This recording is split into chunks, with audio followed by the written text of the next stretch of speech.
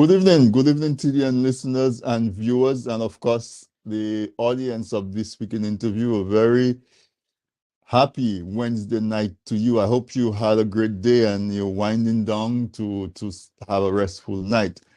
A very special welcome to you. I am excited about tonight's conversation. My guest tonight is someone that I became familiar with in grammar school.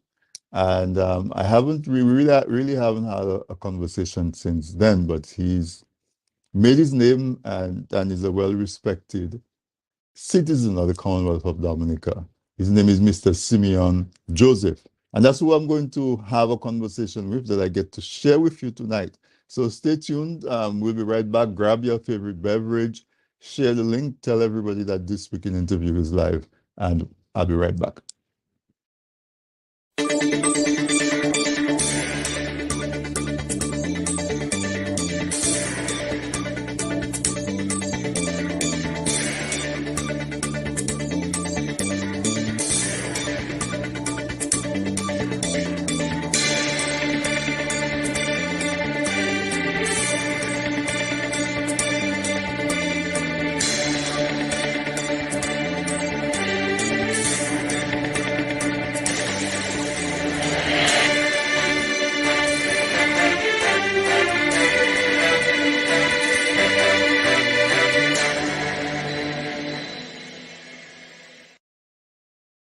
All right, welcome back. Welcome back, folks. My regular listeners, I want to tell you a very special welcome. You know, I always appreciate your time coming here on a Wednesday night. There's some of you who have been coming back here for the last 7, 8 years every Wednesday night to spend an hour with me and whoever my guest happened to be. And for that, I am truly appreciative.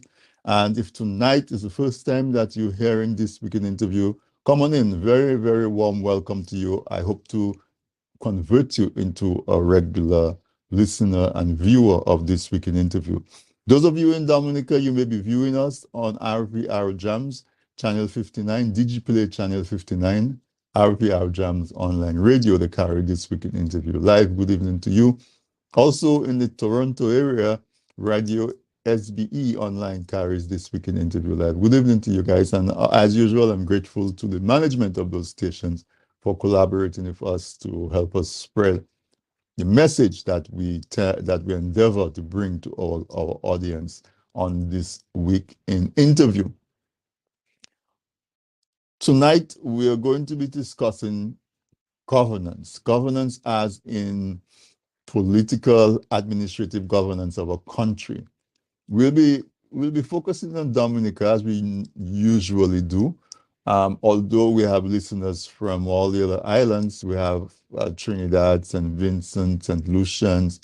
We have folks from the US who listen to us, Antigua. And so I think, as usual, most of you can identify with what we're talking about as taking place in your own country as well. And so Mr. Joseph, Simeon Joseph, is what one would describe as a statesman.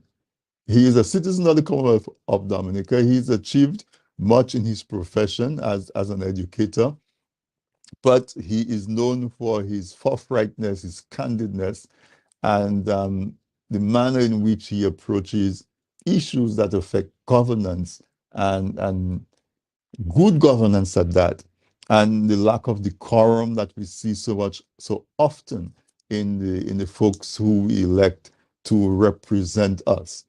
And we've been having quite a few examples, at least in my opinion, of procedures that we can do better, both in terms of conformance with our constitution, also just general good manners, good decorum, that lends itself to our leaders setting an example that the rest of the citizens, including our young people, can follow.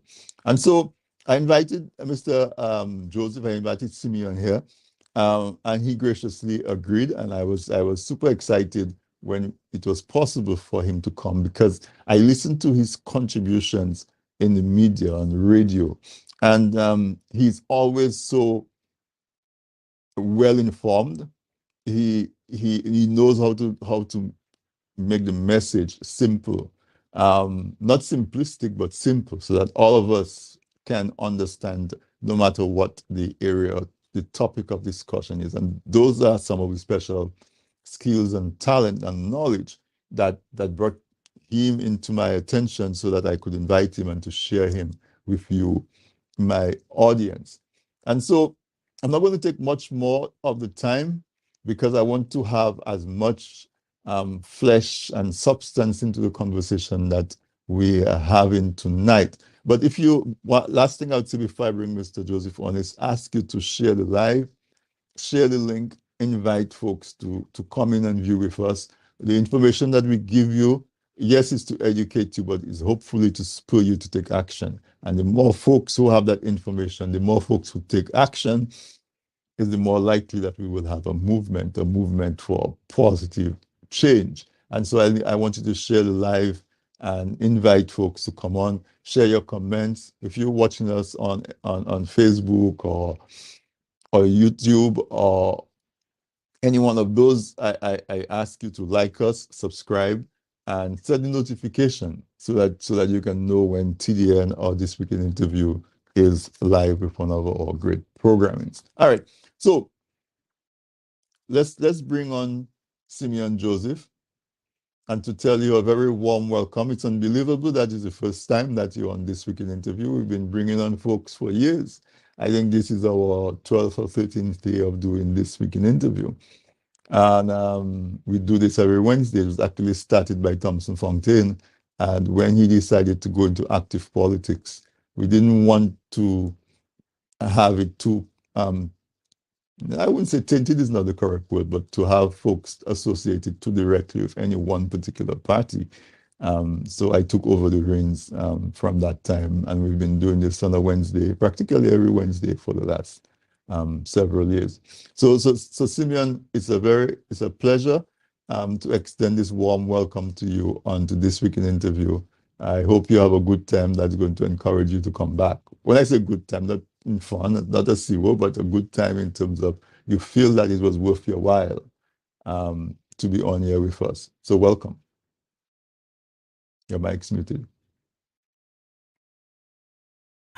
Well, thank you very much, Anthony, for inviting me. It's a pleasure to be here. And nothing wrong in having a CEO, because that's part of the catharsis of life. Definitely. Can't be always serious. It depends on the type of CEO that you want to have, So CEO is the Creole word for sweetness. And so you have to bring a little sweetness to life every now and again. I'm sure you will agree. But I'm looking forward to engaging you. I'm grateful for the opportunity to share with you tonight and your listeners all over the world, wherever they are. I must confess, I have not been a regular viewer of your program, but I have been on and off. I've watched one or two programs at length, and I want to thank you for what you do. I want to thank the efforts of educating and informing. I think as long as we live, those of us, we need to understand that part of our civic responsibility is to try to inform people as much as possible about things that are pertinent to them and their lives, and to educate them as much as possible in areas where we think we need to enlighten people and advance and progress their general knowledge of things. So I'm very appreciative of that, and that's why I'm very happy to be here. So in any small measure that I can contribute to that expansion of knowledge and acquisition of information that is necessary as far as Dominica is concerned, our birth land is concerned, I have no doubt. Somebody told me yesterday I'm a troublemaker, but I said I'm not a troublemaker. I'm just a Dominican, as long as we love our country, as long as we feel a certain level of pride and a certain level of akinness to our country, we cannot close our eyes, our ears, and turn our backs to anything that's happening in our country. Dominica, I always say, I will say the world over, I've traveled the world, is the best place I've traveled to in the entire world. Where else can you just decide on a Saturday afternoon, it's too hot, I'm going to take in 10 minutes, you in a river bath, or fresh 15 water. minutes fresh when Yeah, you're by the sea. by And the not sea. only that, as you walk into the river, you can pick a guava and bite a Right. guava, or you can pick up a mango on the ground, something like that, or visit somebody and pick up a passion. There are not many places in the world you can do that, eh? And we're still relatively safe and free. And there are many things in Dominica to enjoy life, and so it's ours. We're a small country, and it's ours, and we have a responsibility, and we have a God-given right and a God-given responsibility to ensure that that gift of God it remains as pristine, as whole and wholesome, and as productive for the people of Dominica. There are those of us Yeah. who are passing on, but we always have to think of the generation to come and what legacy are we going to leave for them? The Yes. footprints that we make now. How is it going to carry those who come after us in the future? And that's a very solemn responsibility that we need to take up. Yes. So Simeon, I like the way that you couch that. There are three things that stood up to what you just said. Civic responsibility, Mhm. and then you say it is ours. But when you say it is ours, I think of it in the sense of how we say that our children are ours. So it's not ours to keep and to use and to use until it's finished. It's Right, ours to enjoy and to build and to enhance right. for the future. The same way you have a child, your child is your child, but it's not your child for your own consumption. It's your Right, child that you have the responsibility right, to enjoy their right, their upbringing, but also to nurture them so that right. they too can be set up to Exactly. have a beautiful And life. I like your analogy because our children are gifts, right? Exactly. We bring them into this world, but they're not ours forever. And how we nurture them, the environment in which we allow them to grow, the learning that we give them, the education that we provide for them, is to go out there and become gifts to others. So Right. while children are gifts to their parents, the parents have a very solemn and God-given responsibility to recognize that they're not theirs. They're going to go at 18, 19, 20. Now, when they leave your home, what are you sending out into the world? You can send out a criminal. You can send out a dysfunctional person, or you can send out someone who goes out there and makes the world a better place through which they live by being good husbands, good wives, Good good citizens. medical doctors, good citizens, Yep. and even if they don't become the academic powerful peoples like doctors and lawyers, but even if they become carpenters and plumbers and gardeners, they become the best that they can be by providing for people the gift of that you have given to them and multiplying the gift, so to speak, to the world in which they are sent. And that's our divine ordained responsibility. Responsibility. So Yeah, to carry the analogy even further is in that whole aspect of the gifts that they are, we one of the primary responsibility is protection. And correct. I want to carry that analogy into what we're talking about tonight, which Right, is as citizens of a country right, of Dominica, of right. Grenada, of Antigua, of St. Lucia, as citizens, where we're given the gift, you named a few characteristics of Dominica that make Dominica a special place to you.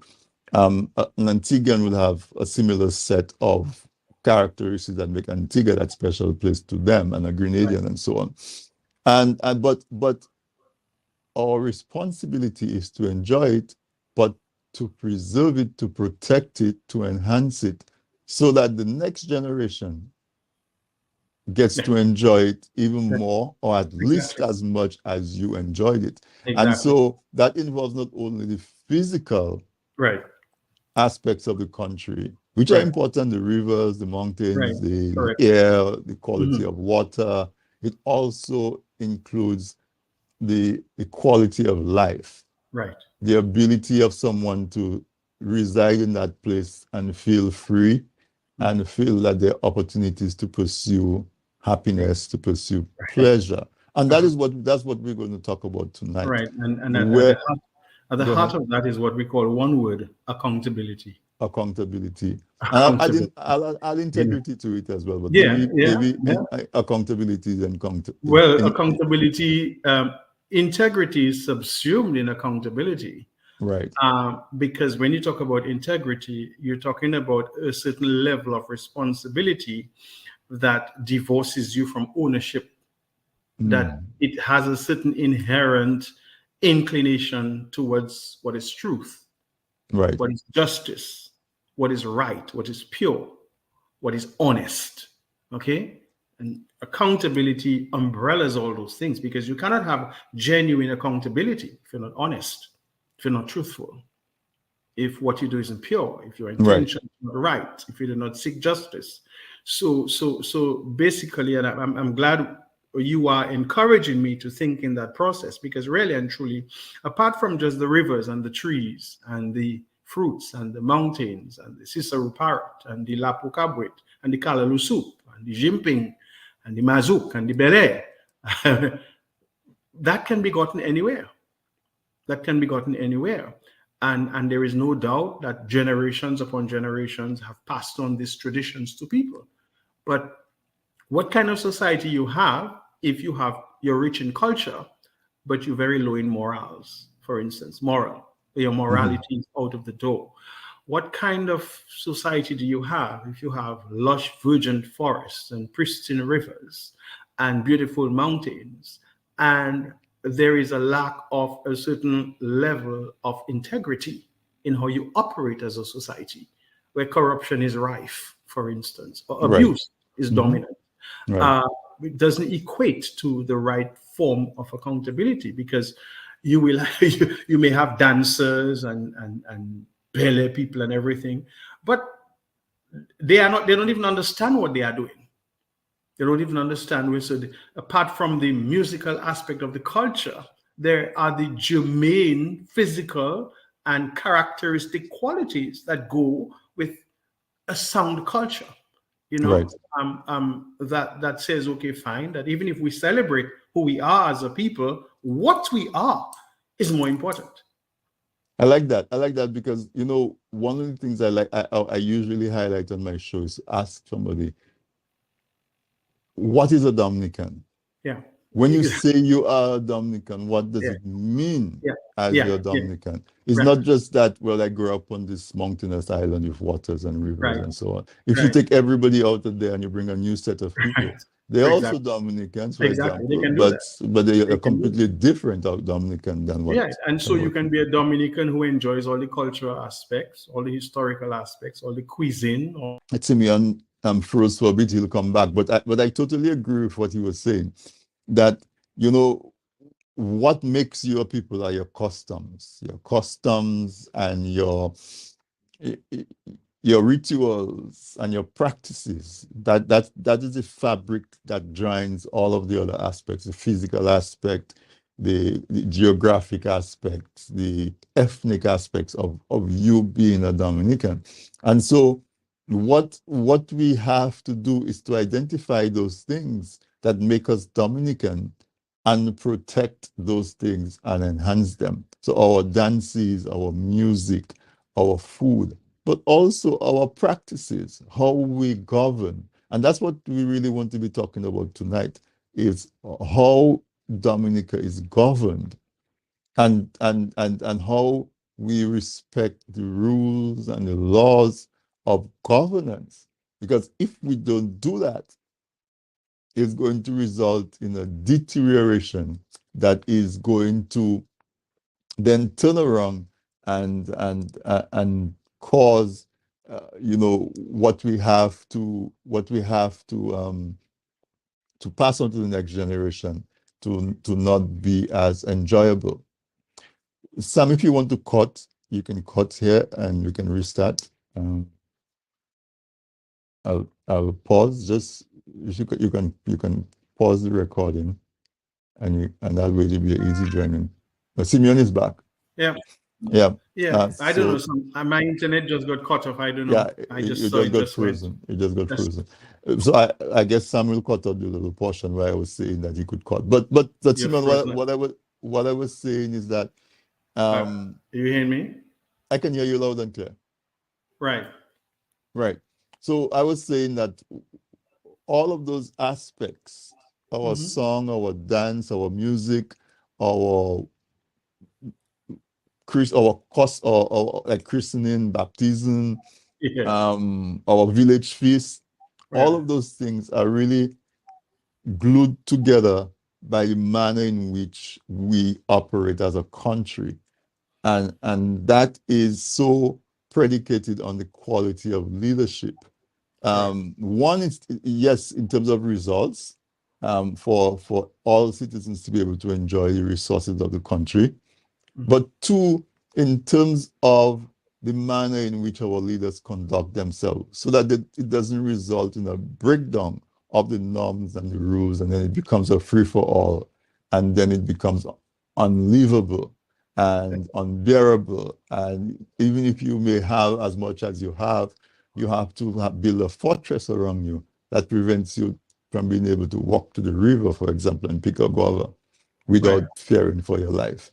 Oh, I definitely. I know Oh, people who live in the US from Jamaica, and the other them saying that Jamaica is a broken down state. But when they go home to Jamaica, they don't go to their village or their home. They go to a hotel. right. They are Jamaican and they go to Jamaica on vacation, but Yeah. they're so scared of the way life happens in Yeah. Jamaica And that they and I, have to go to the protection of a hotel. yeah, I have living proof of it. I lost a friend who spent 28 years in the United States, and he went back to Jamaica and did not live to see the next day because he went back to the village from which he came, and he was robbed the very same night he arrived and killed on the spot. Yeah, You know, and unfortunately, that's very unfortunate. Now, I studied in Jamaica. I lived in Jamaica for 2.5 years. I will not say everywhere in Jamaica is like that. But you see, all of these things are based on what is your value system of right. your country. Hmm. And I'm glad you mentioned Jamaica because there's no country in the world that is more culturally diverse and explosive and productive than Jamaica. When you look at how Jamaicans have exported the Jamaicanness all over the world, there is not one city in the world that has not had an imprint of something Jamaican. Just look Hmm. at the United States. Maybe every city in the United States has a Jamaican juke shop, or everybody has heard of Bob Marley.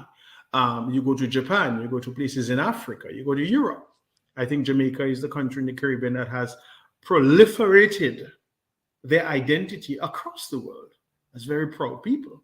And that's it. But you see, the question is on the flip side of it, you have to ask yourself, is being culturally rich, okay, sufficient to be able to say, okay, that as a people, we can celebrate who we are?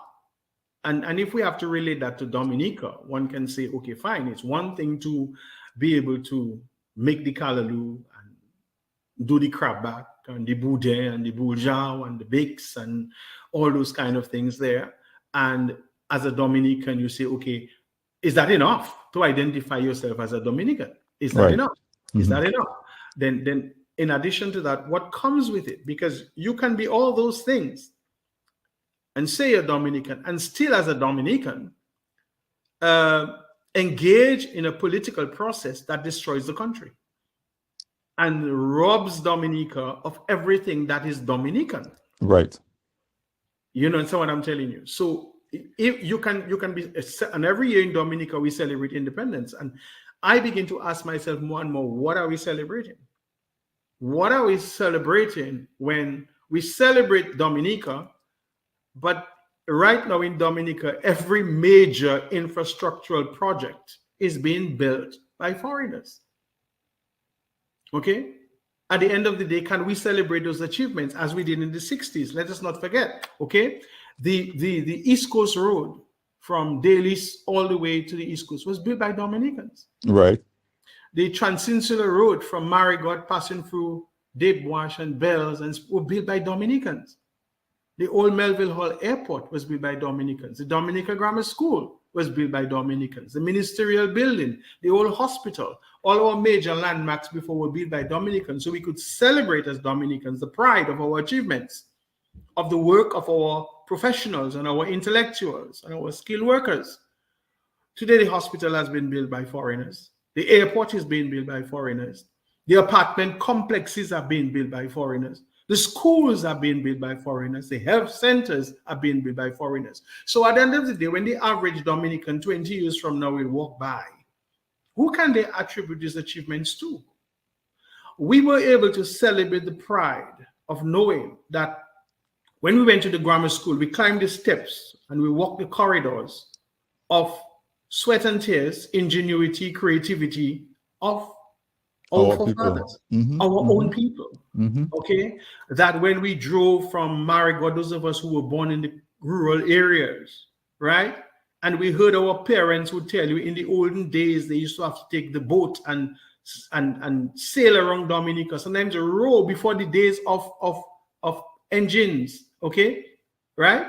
Boat engines, and row from La Plaine all the way down to Grand Bay to Roseau, literally row without engines, okay?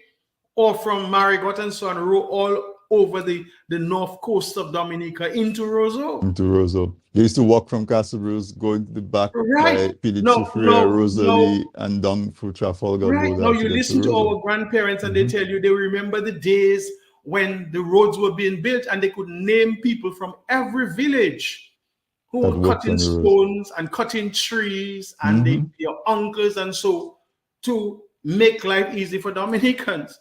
And they could identify those people. Today, that's no longer there. And so you see, it's one thing to be Dominican.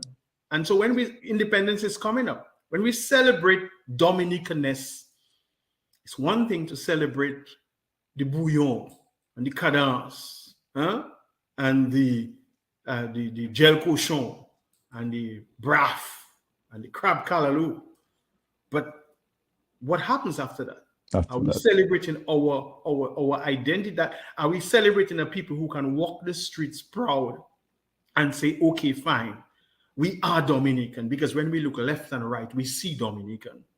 We celebrate what our people are doing. And that to me is a kind of dialectical debate that we are faced with currently as we speak of our identity, as we speak of who we are as a people. You understand what I'm telling you? Yes, and also, Simeon, in that vein as well, is the manner in which those foreign companies are selected to come to build. Exactly. And so that is where, again, the word that we talk about, accountability, comes in. So while, for instance, the governmental bidding management process was skewed, okay, accountability comes in there because it has to tell us afterwards who is going to claim responsibility for that in the long term. Because I'll tell you much. Can you imagine if all the Chinese and all the foreigners who are building the airport, the hospital, the schools, and all were Dominicans? Can you imagine that? Can you imagine what if they were Dominicans, how many Dominicans would be employed? That's the first thing. How many Dominicans would be bringing in weekly wages and monthly wages, and what the economic effect on the lives of these people could have been.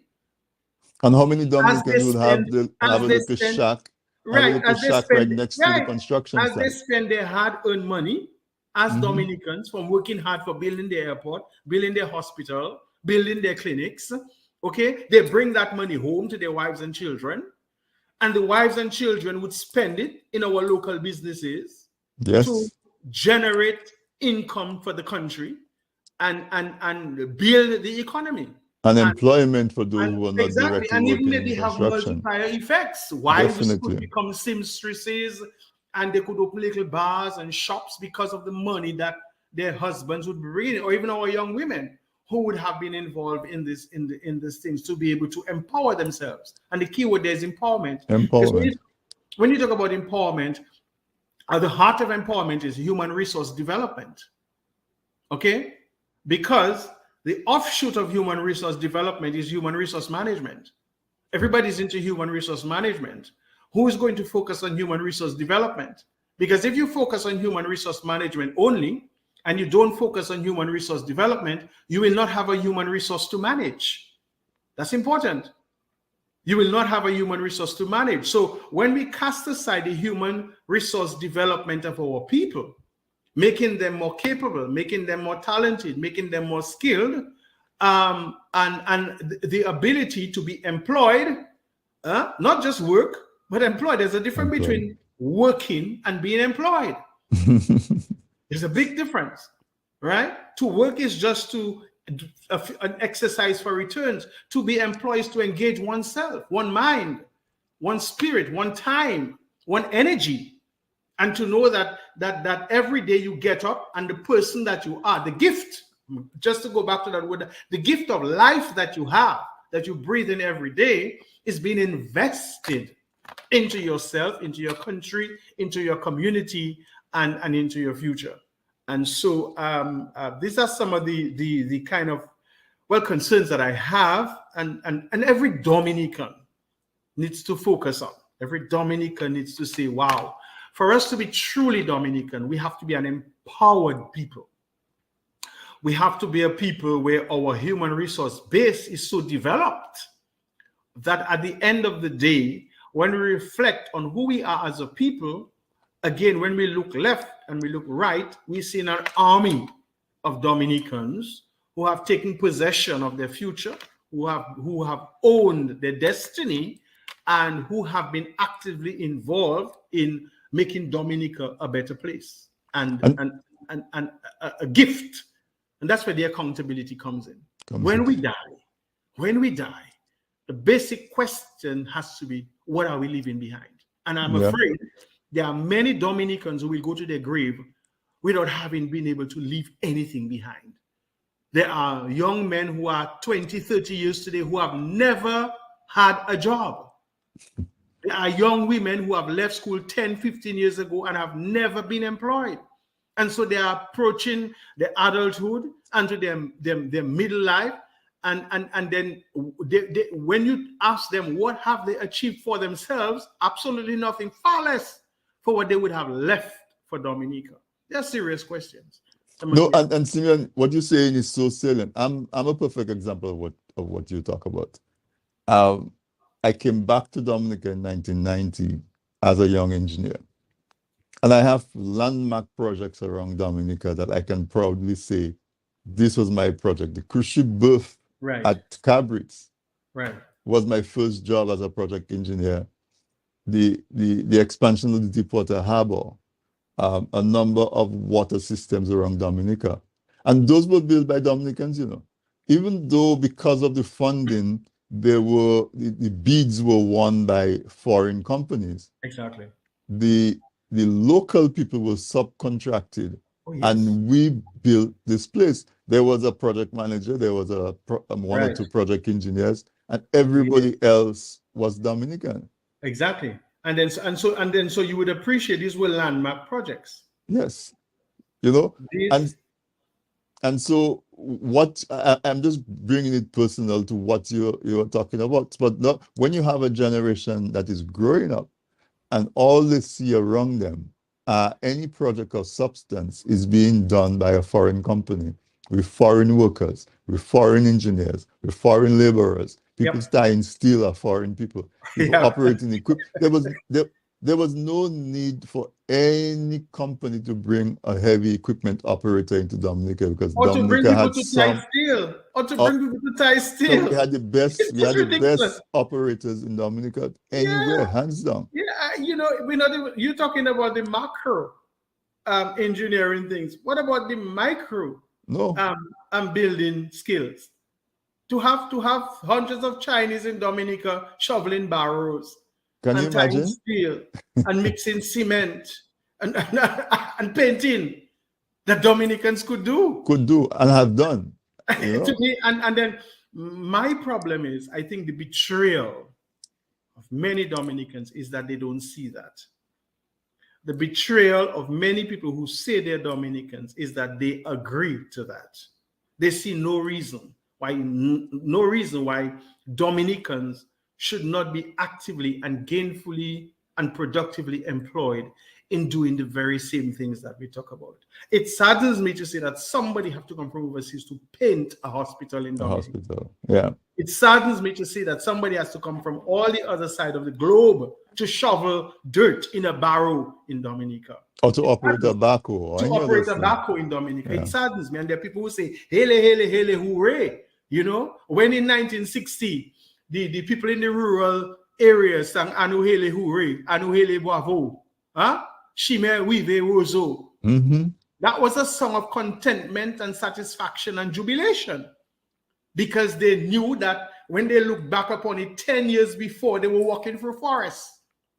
And so they were celebrating the fact that they can now drive to Roseau because of the fact that Dominica, today, people are saying, hele hooray, Chinese do it for us. Okay? St. Lucians do it for us. And we sitting down, what, lazy, sitting back while we enjoying? And to me, that is where, again, I just think that I am very much apprehensive for the future stability of Dominica. So, Simeon, I'm pushing hard against our break. Right. Let's take a break. When we come back, I want to explore that a little bit. That and just the whole impact that sort of management of the country correct has on our people, because there are young people, not so young. There are people who are 30 years old and that's all they know. There are people who are 35 years old and that's all they know. Because they would have been 10 years old when Labour Party came into power. And so they're 35, 33, 35. So they know a different type of status quo. That is all they know. And it's going to take another 30 years to reverse that, because they will grow up not seeing any reason why they should do it. Should do different. So when we come back, we're going to dive a little deeper into that. Let's take a quick break for word from our sponsors. My guest tonight is Mr. Simeon Joseph. He is an educator by profession, but he is a staunch and steadfast citizen of Dominica who is not shy to speak out about things that we can do different for the enhancement and the betterment of his country and the region on a larger scale. So stay tuned. If you have to, quick bathroom break, but no, our sponsors have some really interesting products to present to you. Christmas is coming. You can find out ideas for Christmas and so on. We'll be right back after the word from our sponsors.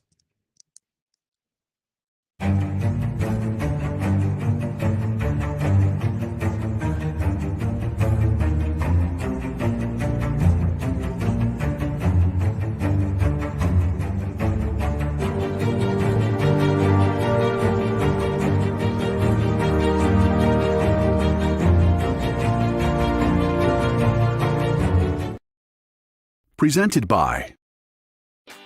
People say I've got a great smile. Well, I have to say, this is all thanks to the professional team at Beacon Dental Group right here in Dorchester, Massachusetts. I've got world-class dental care.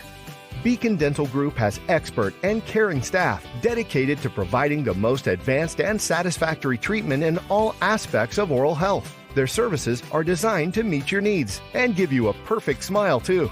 General checkups, cosmetic surgery, Gemini laser service, and advanced procedures, all in a state-of-the-art facility. Call or visit Beacon Dental Group today, 1026 Blue Hill Avenue, Dorchester, Massachusetts, or call 617-282-2146 for a smile that lights the world.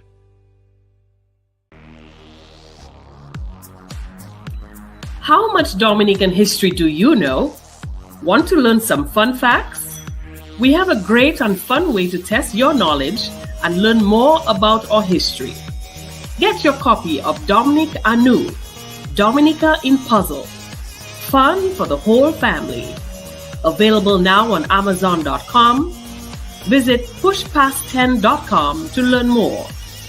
Email us at dominicainpuzzle@gmail.com or call 877-698-9894.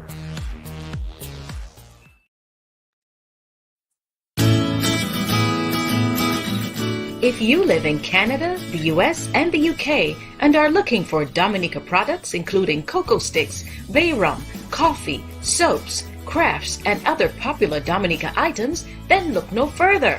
You can now shop on BuyDominicaOnline.com, a secure, easy-to-navigate website selling a wide variety of Dominica-made and Dominica-inspired products. When you shop on BuyDominicaOnline.com, you are helping to grow Dominica's economy. Go to BuyDominicaOnline.com and enjoy home away from home. Looking to promote your business, engage current customers, and reach new people? Well, look no further. From the basic presentation to a fully fledged advertisement, use your video ads to attract customers. At Man's Audiovisual Productions, we do just that. We produce videos for business and event promotions, product demo videos, animated explainer videos, fundraiser ads, and much, much more. Engage your clients and sell online. We customize the video to match your brand design. Guaranteed to play flawless on all devices, including smart TVs. Contact us at telephone number 203-690-4342 or 767-245-6238. Visit our website, mansaudiovisual.com. or email us at derekvideo@gmail.com.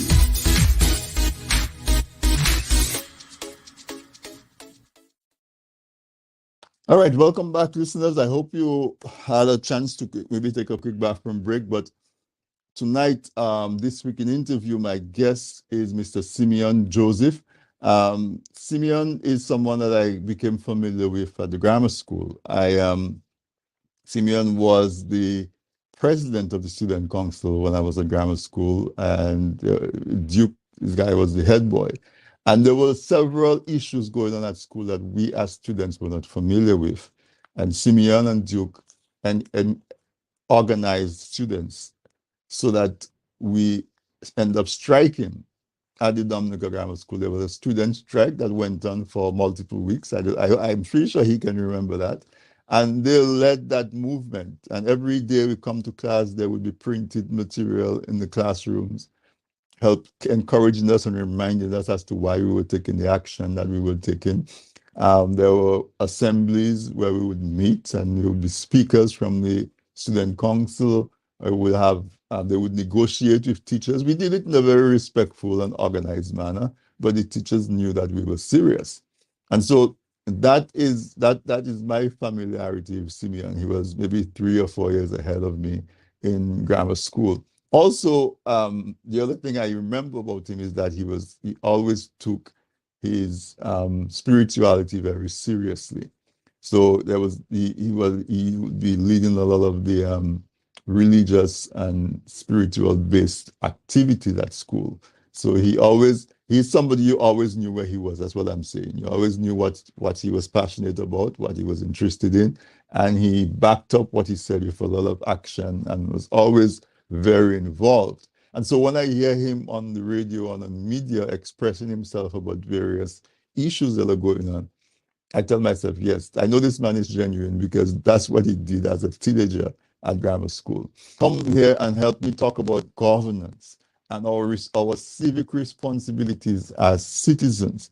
So Simeon, in the second half of the program, I want to pivot to use some current examples. We spoke in general about the pride that you have to feel as a Dominican, where you can look around and see the things that you built, or your grandfather built, or your uncle built, or even I participated in some of this building stuff as a young engineer coming from college. But recently, Simeon, we had the selection and election of the president of the country, one of the two major offices in the country. One is prime minister, the other one is president. And there were a lot of citizens who feel like the process wasn't followed. It seemed as though the government blatantly disregarded a lot of processes and decorum that's supposed to be associated with the such appointment. There are other examples. There are folks who are feeling frustrated that depending on the nature of their case before the courts, that they don't feel like they're getting their day in court or proper representation. You know, we spoke about accountability. There are supposed to be organizations such as the committee called Integrity in Public Office that's supposed to be looking at how our parliamentarians live and what assets they accumulate and how they accumulate it, and be able to keep them on the straight and narrow, so to speak.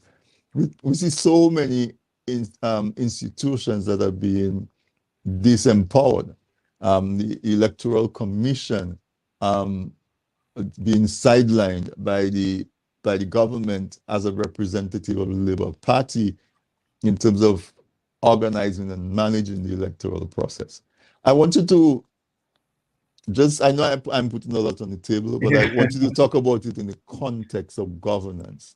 And you know, making sure, understanding that the Constitution is supposed to be the supreme law of the land, and it should be held sacred.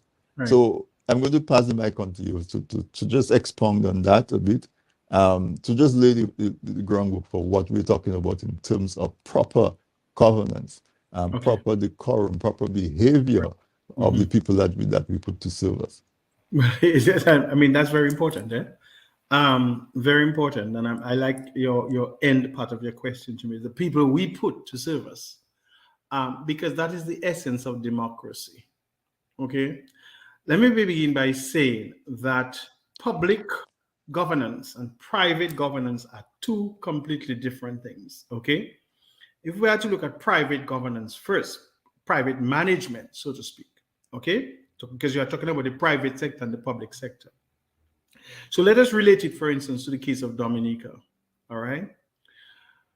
In the private sector, we have what you call maybe the NASIF group of companies, the Astafans group of companies, H. Charles, and those people there. Okay. So basically, when it comes to private governance, Ivo Nassif group of companies, or Carl Nassif group of companies, or the Astafans group of companies, or H. Charles or somebody, would be considered the chief executive officer of their companies.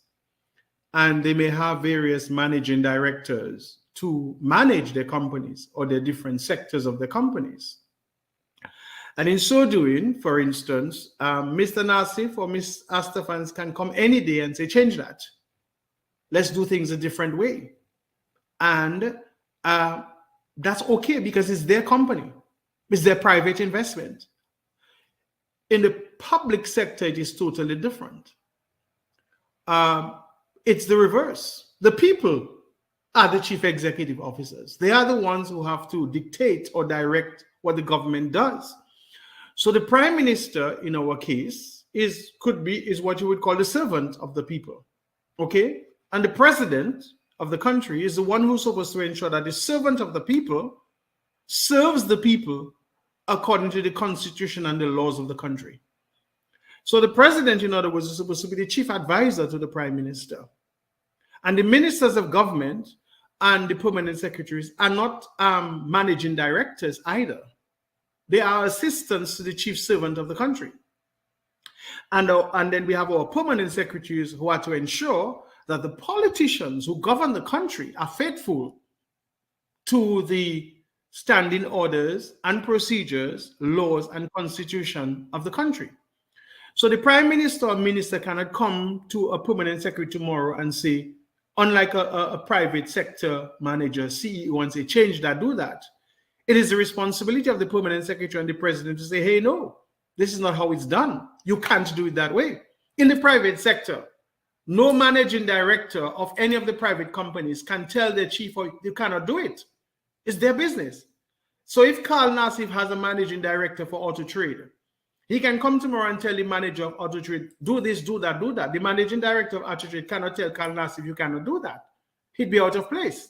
In the private sector, the permanent secretary and the president have a responsibility to direct the prime minister and the ministers when they want to just do things willy-nilly, that this is what can be done and this is what cannot be done. Because you are not a chief executive officer. Neither am I a managing director. We are the servants of the people. And the public officers are the custodians of the procedures, processes, regulations, laws, and ordinances upon which the country is supposed to be governed. And I hope this is very clear. But what we have in Dominica today is that there seems to be the assumption and the position taken today that the Prime Minister and the ministers of government are chief executive officers. They're managing directors. That they can just get up tomorrow morning and say, do this, do that, do this, do that. And it is sad that the president of the country, particularly the last one, and I hope not the incoming one, are basically operating at the whims and fancies of the Prime Minister and the ministers of government. And it is unfortunate. And we have seen this happen a lot in the recent years, particularly after Hurricane Maria, where there was an increasing preponderance of executive style action by the government for expediency purposes, so to speak. The public sector is not an expedient. When you look at the United States, for instance, Biden cannot just pass a budget. The House of Representatives has to decide how much money he can spend and where he can send money. And then the Senate has to approve. Because that is the process of democracy. That is the process of governance. He cannot just say, I want this person to be a secretary there, this person to be a secretary there. It has to be passed by the Senate. Same thing for the appointment of, he may choose who he wants to be on the Supreme Court. But that person has to be approved by the Judiciary Committee and the Senate. That is how government works. That is how governance is supposed to function. But in Dominica, we have had we have found that both the functions of state and the functions of the country and the government have been subsumed into some form of willy-nilly ad hoc whims and fancies of the political powers that be, and it's very sad. No, certainly, Simeon. As you said, to run is different from running a company. Definitely. Folks will say, oh, as the CEO of a company, you have the right to do this and do that and that. But when you're running a country, it's very different. And it's very sad because when I was in the public service, I would hear the CAPSEC and permanents, the PM say, the PM want. Mm-hmm. That's a language that began to be crept into the public service. PM say. No, that's not how it is gone. First of all, the PM, by right of democracy, is not supposed to direct any public servant without the consent of cabinet, for instance. Okay? Right. And first of all, I'm not even sure if Dominica has a cabinet anymore, a cabinet of ministers, because the cabinet of ministers is a very sacred body of people. When we look at the United Kingdom, upon which we inherited our system of government, do you think the Prime Minister of England can just do what he wants without consulting his cabinet? Just look at the number of prime ministers Britain has changed in the past 5 years. Right. Because of the fact that they have prime ministers who the cabinet decided, listen, partner, you're going off the wrong way. And so Theresa May was removed. What is his name? Boris Johnson. Johnson and this other young lady who came in was removed. Mm-hmm. And there have been just a turnover of prime ministers. And that just goes to strengthen the argument that our system of government is one where the prime minister is accountable to cabinet. Because he is supposed to chair the cabinet of ministers upon which there has to be majority consent before the prime minister can direct whatever process the government can go. But you hear the prime minister going and say, we will give $1 million, they will give, and ministers are sitting in audiences and hearing for the first time actions and statements by the prime minister. And the budget seems to be just an exercise in futility. Yeah, especially when you look at the last budget and you look at the last budgetary cycle, When you look at the budget of 2022 and you look at the allocation for expenditure and you look at the actual expenditure, One was in China, the other was in Mexico. Because of That's the how fact far that apart. That's how monies far that apart were they were. allocated, you ask yourself, were they used? And then not another thing is that another thing that's been coming very common in Dominic is that projects are done during the year. Money spent on projects during the financial year that are totally not in the budget, In the of budget. the previous year. Mm-hmm. And things that were budgeted for in the current year are never done. Mm-hmm. And so, you know, I would say quite frankly that our whole system of governance in Dominica has crashed. Things that's fallen apart. Yeah, the public sector is now in disarray. Our process of government has become very unaccountable. Our system of administration has crashed. I feel sorry and pity for any government who follows this government in power. They're going to have a hard task trying to restore what we call as administrative governance in Dominica, because that no longer exists. That absolutely no longer exists. And so, you know, it's sad. It's sad. And the question is, how long is that going to continue? When will it end? And who's going to take action towards ending? Well, to what extent are we going to allow it to happen? Because sooner or later, we will have a failed state. And when you look at the political history of states that have failed, and you go back and you read about them, that's where they started.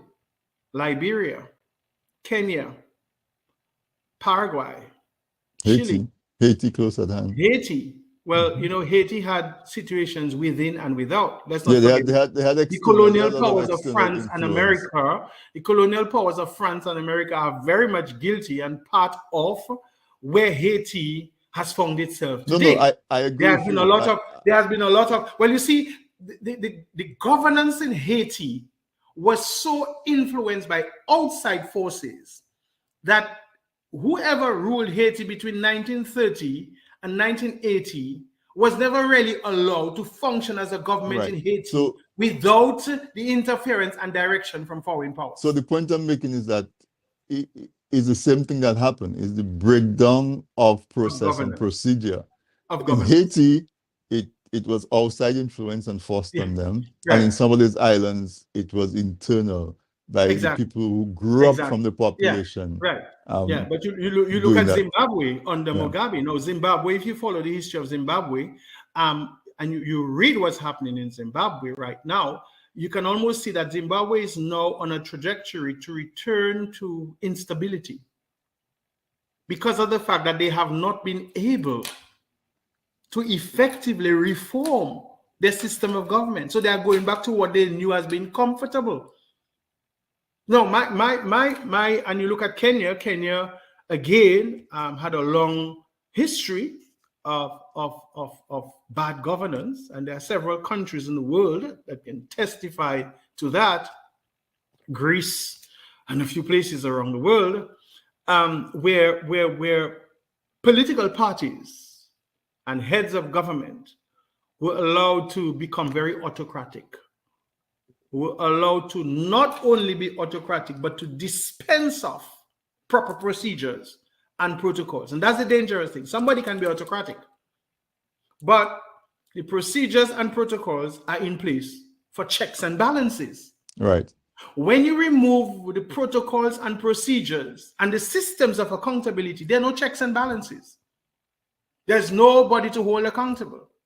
There's no orders that say that is how things are done, that's how things should be done. And you can get your necessary tracking procedures and accountability measures to know where your stop gaps are and where your limits are. And so the country devolves into anarchy and chaos. No one will know who is in charge, because when you have a headstrong leader, everybody else loses their authority. That's what happens in Dominica now. No minister in Dominica has authority. Has any authority. The Commissioner of Police has no authority. Not even in the party, the Labour Party, do they have authority to even make any decisions. Commissioner of Police has no authority.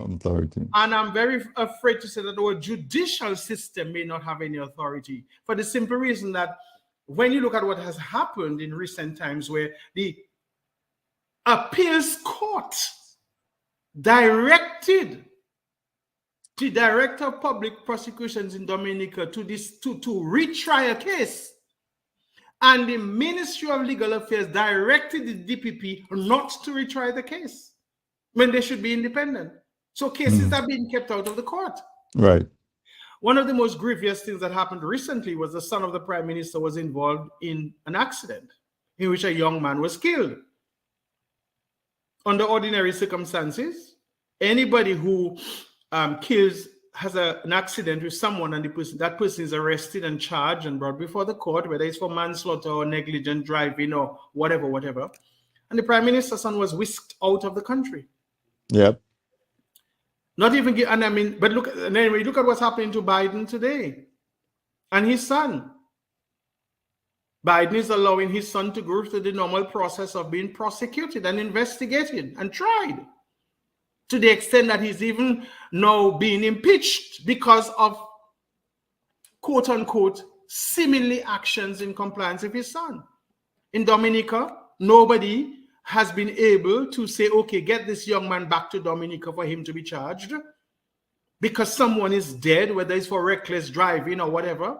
And he's in the United States somewhere, from what I understood. And there's a young lady who was severely injured as well in that same accident. Precisely. And so, I mean, I'm not saying that the young man was guilty. I'm not saying that he was wrong.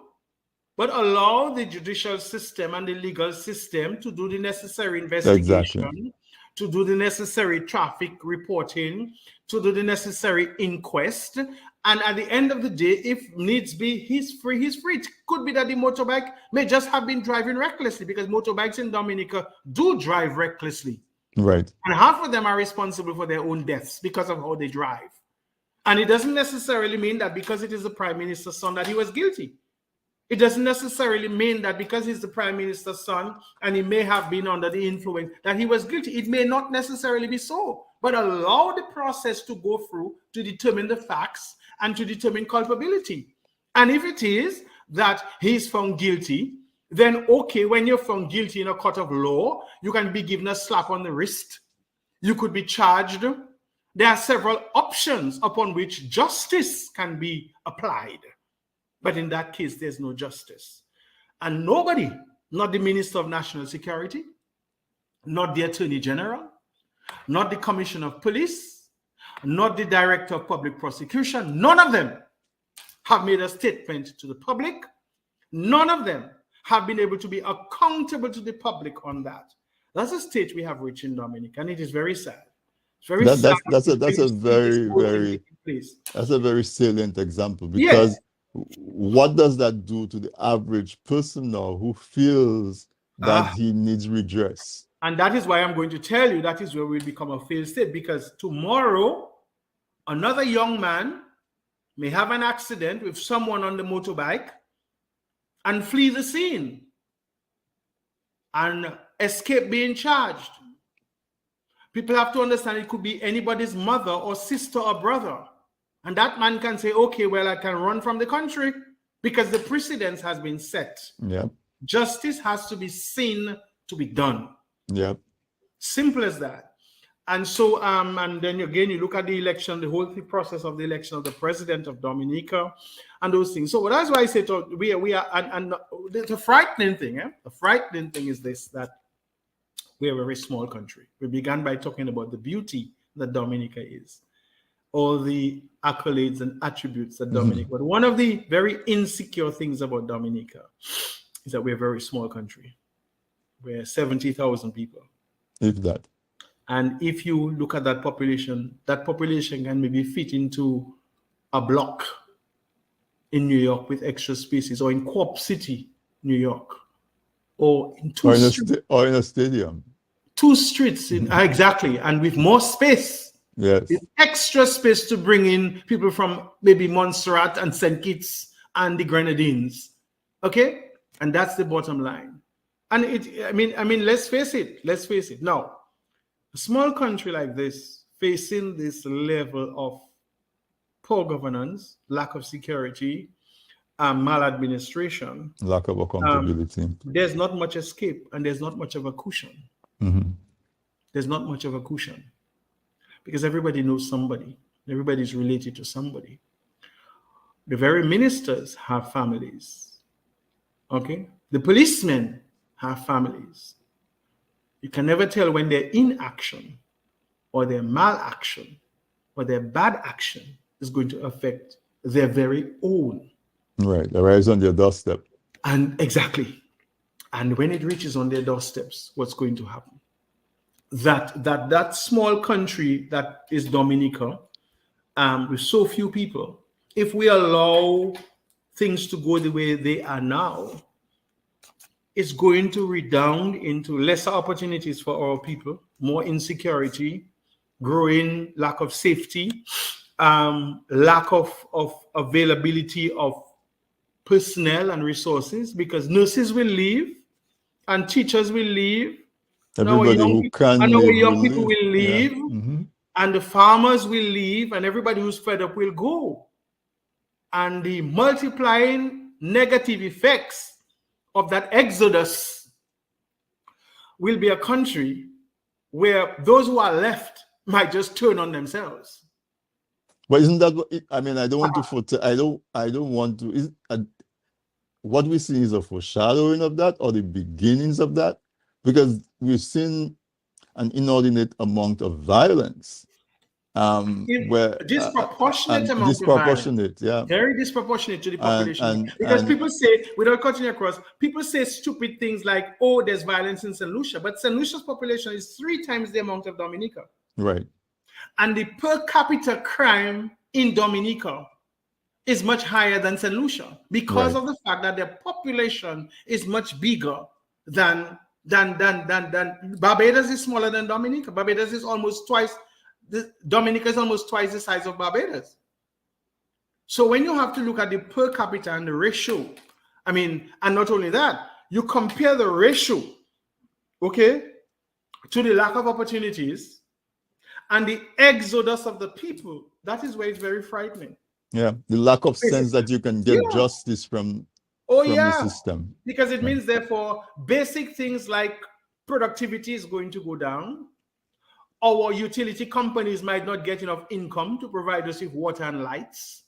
The government will not earn enough tax to run the country. The tax base of the country is going to be eroded.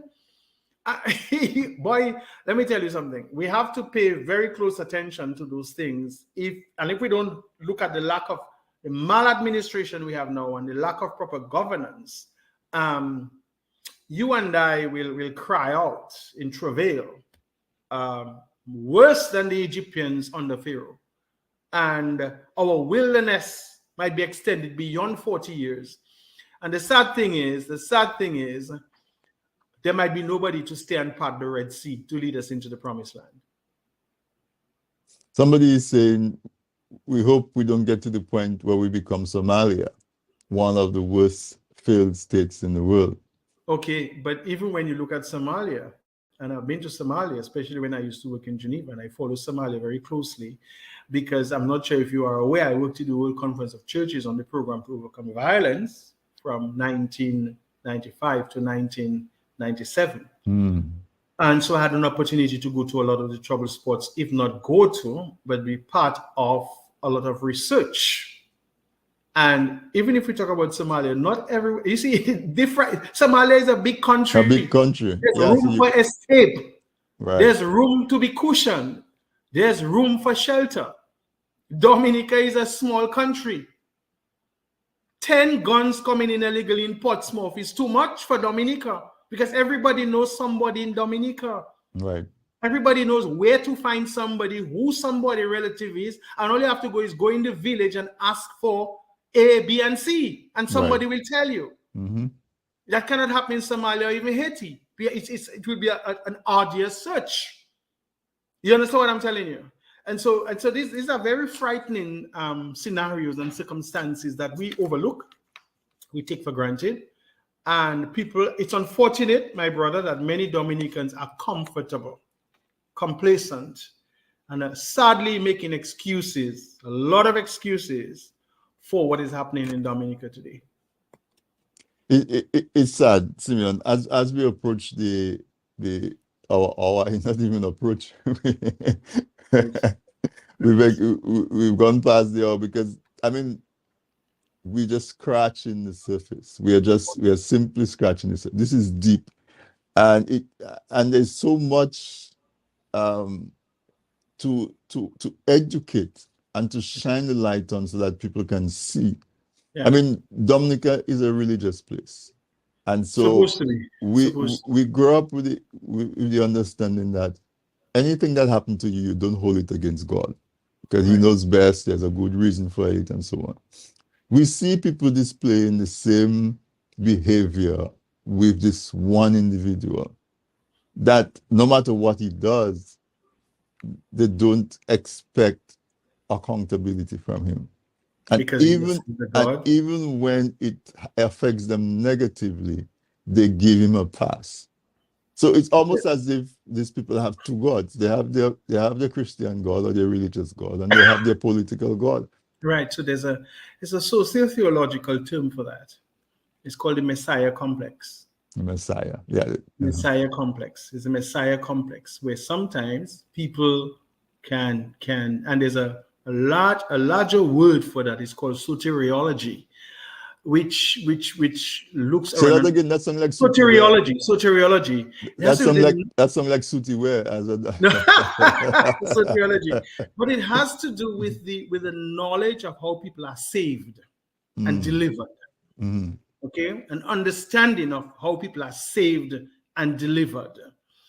And so when you have people who are looking to be saved and delivered, they will claim unto any Messiah. Wow. And that's where the complex comes in. And so sometimes you have people who assume the position of being a Messiah to save people, to be the lead problem solver, the go-to, the first port of call, the person who has all the solutions to all the problems and the supplier of every need. And that is counteracted with people now who will see as one person as the savior to all their problems. That is where we are at present. So you talk about that anomaly, and you're quite right. But I don't think it's religious. I think it's very ominous. Because Satan can have the same effect as God. And so people who are down and out looking for salvation might go to a divine Messiah to save them. Others will go to a false Messiah to save them. Let's bring that to simple language. Maybe the average Dominican who's not doing well will go to God and pray, right? God, bless me, supply. But there are those who will go to the Obia man. Average person who has a problem with another person might say, leave it in God's hands and pray to be delivered. Another person might go to Haiti to do somebody bad. But that's how you look at it in the simple terms. Right. And so you see now, that's where the soteriology and Messiah complex comes in, where Dominicans have sort of agreed and settled for the fact that they will choose that false Messiah as the solution to all their problems. No matter what wrong he does, no matter what wrong he does, as long as he's saving them, as long as he's giving them a roof over their head, as long as he's giving them clothes in their back, money in their pockets, burying their dead, etc., it's okay. So you see the analogy. Right. So they're going for that false Messiah over instead of waiting and working to be saved. And it's again the symbolism of the narrow road versus the large car. So you're saying that here, and somebody will get the impression that it is someone who is not as exposed to knowledge or had the opportunity to learn or to develop their thinking faculties who would fall to those things. But every day I see professional people who have been to higher education for 4 years, and some of them for longer. They still go back to that primal and basic misalignment, Because you know what misinterpretation, that whatever is? it is. That is a statement of the lack of security. People who are trained and qualified and educated and economically sound may not necessarily be secure. You know, Anthony, there are those of us maybe who went to study to incrementally expand our knowledge, and our education. There's some people who went to study only to say they have a PhD and a master's and a bachelor's, just to have some aggrandized credential behind their name. There are people who go to study and they work hard. They burn the midnight oil. There are people who pay people to do papers for them. Right. And then they come back boasting they have qualified. Mm-hmm. So there are two roads to take. And so we need to understand that it is not because, and there are people who build big houses, but God knows how they did it. Right. There are people who have reason to certain things, and God knows what they have done to reach where they reach. So it's not because someone has position, someone is qualified, or someone has any economic stability that they have a moral compass. To have a moral compass, it means you have to be motivated and inspired by truth. And the word we use at the beginning, integrity. Integrity. Without integrity, you can never be accountable. And so to circle it right even further back where we started, is to understand how your identity is tied in as a Dominican, what it means to be a Dominican, and to put that above any one individual. And so therefore there are some people who are not Dominican, but are more devoted and committed to the Prime Minister. And they will destroy Dominica and Dominicans for the sake of the Prime Minister. Of the Prime Minister. But Simeon, as I said, we are at the end of the hour. That was quick. Yeah, it was quick. I want you to, I don't know, if it's possible to leave on a positive note. Oh, sure. Oh, sure. Are you saying what we were saying is negative? No, I said negative, but not so much, but in terms of giving hope. Yeah, we want to be optimistic. We want to be optimistic. Because the picture we painted shows possibility, candid, in your face possibility, but it's bleak. I always tell people God created the world out of chaos. And out of every chaos can come creativity. If you look at our original divine foundation, everything in God's creation was made out of some inanimate, chaotic form. If you have to go back to the Bible, that's what, to be honestly, motivates me. I am a realist, but I'm also very much an optimist. And for the simple reason that you cannot be an optimist without being a realist. And because you can also be an optimist by being someone who is very, the word just eloped from me, utopian, so to speak. Mm-hmm. Meaning that you can create visions and realities in the sky without actually setting your foot concretely on where you can go. Okay? Now, one of my mantras in life is inward reach, outward stretch. I tell people that all the time. Most of my sessions that I've done with students, with educators, inward reach, outward stretch. By what I mean is that for us to soar and elevate ourselves above any level beyond what we can imagine, we have to be able to dig deep down into who we are, our inert, inbuilt, residual resources, all the potential that we have within us. Stretch way down there and be able to harness it and stretch way beyond where we can reach. See beyond, but it must be done based on your own, not somebody else's dream of you, not some other person's resources. And that's what happened in Dominica. We are becoming the best of Dominica on the foundation of other people and other things. We're not tapping into our resources. And so on an optimistic note, I would like to say, based on that principle, that Dominica still has a lot of treasure. Dominica still has a lot of wealth. Our history is rich. Our culture is rich. We have a lot of Dominicans who mean well, can do well, and have done well for themselves, and who I know are very resourceful, educated, talented to be able to do that. Dominica is the only country in the world, apart from Jamaica, where we can say water is in abundance. Even in Carême season and Dom Lake, freshwater lake being low, there was still water. Our rivers were not totally dried up, as in some countries where rivers do dry up. And so that alone, can you imagine, Anthony, if this government had said, okay, we just go into 2 supermarket chains in China, and we would ask for investment for 1 bottling plant to export water to China. China has 5 billion people. All we needed to have done is target 1 million. 1 million bottles of water a month at the cost of maybe $2 a month, and send that to China.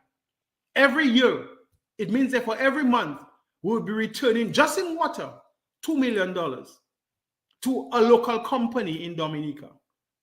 Do you know, if we had one company in Dominica producing water with an income of $2 million a month, how many Dominicans would be employed? Just in that one factory. We have the resources. We have land. I mean, we can plant almost anything in Dominica. Can you imagine if the government has said, okay, we have all this beautiful land. Look at all the tropical flowers we have. Let us just target Marriott's hotel alone. Just one Marriott's hotel alone. Or even the Kempinski brand. And come up into an arrangement with them where we send them our ginger lilies, our heliconias, our anthuriums on a weekly basis. And we get 10 farmers in Dominica to sell 1 stem of flower at $5. And every farmer, for instance, was able to say, every week I can export 500 stems of flowers at $5 to some Marriott hotel chain somewhere. You know what that's going to do for 1 farmer in Dominica? And there are Marriott hotels all over the world. We have an airport at Melville Hall. Cargo planes could be coming in. We could be doing that. And so that is the optimism that I see. We have a large human resource base that we can export. Let me tell you something. When you go across the Caribbean, Antigua, St. Kitts, St. Martin, St. Lucia, people boast of Dominican carpenters and painters and plumbers and builders. They work hard. Can you imagine if the government had only made an arrangement with foreign construction companies? So that they could say, well, okay, we want to supply you with, say, 400 or 500 Dominican laborers a year. And these Dominicans will have the opportunity. I mean, so there is optimism, but the optimism has to be real. It cannot be things that are going to be nice. There's lots of optimism. So we have our natural resources, we have our people, we have our culture, which can be exported all over the world. And we can develop that kind of symbiotic relationships. When you look at Dominica having relations with China, Cuba, Venezuela, these countries lead the world in cultural exploration. And yet our artists and our musicians have never had the opportunity to go and do a musical spectacle in China. We are yet to send 100 ballet dancers to China. Then we look at our young people. China leads the world in athletics, and Venezuela and Cuba. How do we have Chinese gymnasts coming to Dominica to teach our people? Where is our Olympic-sized swimming pool and our Olympic-sized track and field that China has so many of? But we have relations with China. Where has been that symbiotic relations with Chinese professionals and Dominican professionals so we can have those kind of cultural, educational exchanges for Dominicans to mushroom and grow and develop themselves? You understand what I'm telling you? And so that is the optimism that I want to leave. The optimism that I want to leave is to say there's much that can be done. There is a lot that can be harnessed for the growth and development of Dominica. And I could go on and I could go on and I could go on and I could go on to share certain things. CMOS. Huh? Dominica is one of the most fertile places to grow CMOS. We don't have a CMOS farm. We could be exporting prawns. My brother, we have a lot of natural resources. We don't need the Chinese. We don't need the Venice. We don't need nobody to come and do anything for us. We have it right here in Dominica. That if we only, as I said, take that inner reach and we make that outward stretch, we can maximize our potential in Dominica. And that is the optimistic tone. But I will tell you, one caveat is this. People might not like to hear me say it.